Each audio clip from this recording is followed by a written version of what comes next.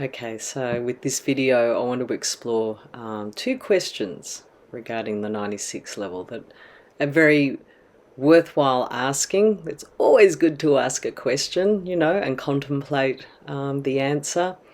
It's also good to let go of questions too, and just accept, it's just the way it is. Such is the beautiful paradox of life. So the two questions I want to sort of have a look at here are, I've written them down because I just recorded one video and I just completely forgot exactly what those questions were. And yeah, so you get very forgetful in older age. So I've written them down. But so I think the two questions. So does it matter if you know that you passed the 96 level? And then how do you know that you passed the 96 level? So I will answer the first one first, which is, does it matter if you know if you passed the 96 level? And, I really think it is worthwhile recognizing what that shift is. It is worthwhile acknowledging that shift in yourself, but, and this is the big but, it's not a big deal. It doesn't matter in a way. It's not about, see, I've got past the 96 level. I'm so good. I'm so great. Now I'm on the 98th level. Yay, go team. No, it's not about that at all. But there is this, it's the ascension, which, obviously we haven't done that yet, but there's a significant shift there, and there is a certain recognition of very distinct shift. You know what I mean? 96 level, it's the same thing. There is a very significant shift between the way we had approached the spiritual path and the way we are now moving on to the path. So it's completely different. It's a completely different mindset. Okay, so I've been conducting interviews with people, and it's about a lot of them are. It's about being the Christ. That's what's the theme of these interviews, and it turns out that most of these interviews are with people who are either this side or that side of passing the initiation, and we're talking about it, what their experience of it is, what my experience of it is, comparing, looking, seeing the similarities, seeing the differences, and discussing that and exploring that. And it's not about ego in doing this. It's just about bringing through more testimonies, more awareness of Christhood into this, this planet. And there is absolutely, there's no ego involved in this. It's important for us as spiritual people to own this and to express it and to, demonstrate the Christ mind in everyday life, and to not be afraid to sort of say this is what it is. But then again, if it's coming from the ego, it's going to sort of, it's going to sound like, a very Christian sort of, or religious, mindset, when there's that attachment there. I don't walk around and talk to, everyone who I'm associated with, family, friends, community and everything. I don't say anything like this to them. This is just a video on YouTube. Simple as that. So whoever comes across it, do with it what you will. So, yeah, it does matter, but it doesn't matter.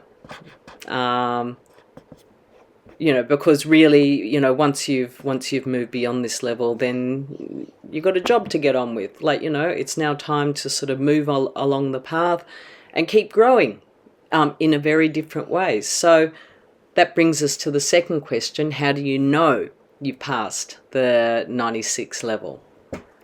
So sometimes it's a very I will say it's a very subtle initiation. There's no big fanfare of like, wow, yay, you know, I've resolved this, and you know, and you feel this amazing, like I did with the primal self. I could feel such a visceral release from my body, like, you know, I felt this self just drop away.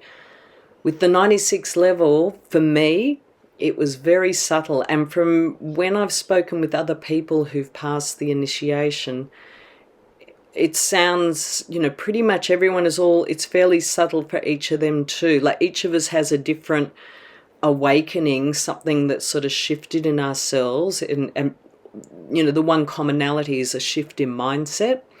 But there's no big fanfare. It's just like, you know, suddenly you just realize there's something very different in the way I am perceiving the world and myself in relation to it. Like, I know for me, you know, I just felt nothing but surrender. I felt, you know, a complete sort of surrender, and I knew there was a very, very significant difference, and I just, you know, I just began to make choices to like own that difference, to really own it, you know, which was to just say, see the, for me is I saw the vanity of my ego, I saw the spiritual self, and I was like, you know, I'm letting this go. I'm not carrying this anymore. This is not a part of my plan, my divine plan for this life. I